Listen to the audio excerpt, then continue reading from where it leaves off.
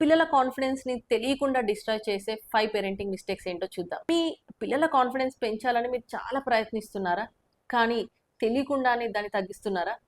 చాలామంది పేరెంట్స్ ఏమంటారంటే, మేము పిల్లల మంచి కోసమే చెప్తున్నాం.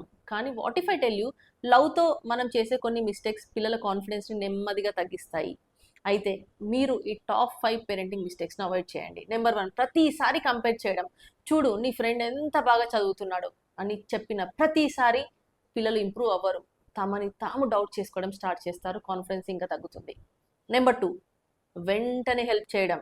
పిల్లలు స్ట్రగుల్ అవుతూ కనిపిస్తే అది వాళ్ళ ఫెయిల్యూర్ కాదు, వాళ్ళ బ్రెయిన్ గ్రో అవుతున్న సైన్. వాళ్ళకి కొంచెం టైం ఇవ్వండి. నెంబర్ 3 రిజల్ట్‌ని మాత్రమే ప్రేస్ చేయడం.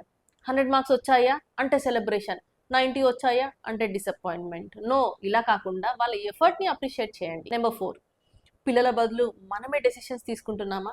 ఏ డ్రెస్, ఏ హాబీ, ఏ గేమ్, ఇలా ప్రతి డెసిషన్ మనమే తీసుకుంటే వాళ్ళ కాన్ఫిడెన్స్ ఎలా పెరుగుతుంది? నెంబర్ 5 వాళ్ళకి లేబుల్స్ పెట్టడం. నువ్వు లేజీ, నువ్వు కేర్లెస్, నువ్వు షై. ఈ లేబుల్స్ పిల్లల ఐడెంటిటీగా మారిపోతాయి. బిహేవియర్ గురించి మాట్లాడండి, పర్సనాలిటీ గురించి కాదు. గుర్తుపెట్టుకోండి పేరెంట్స్, కాన్ఫిడెన్స్ ఒక్క రోజులో బిల్డ్ కాదు, కానీ రోజు చేసే చిన్న చిన్న మిస్టేక్స్ వల్ల నెమ్మదిగా తగ్గిపోతుంది.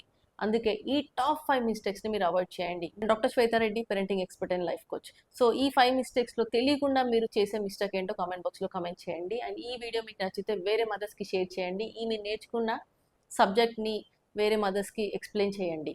మీరు కూడా నాలాగా పేరెంటింగ్ కోచ్ అవ్వాలనుకున్నా, పేరెంటింగ్ నేర్చుకుందాం అనుకున్నా, నా కోర్సెస్ జాయిన్ అవ్వాలనుకున్నా పైన ఉన్న నెంబర్కి మెసేజ్ చేయండి. నేను doctor Swetha Reddy, founder of smart parenting hub. Thank you.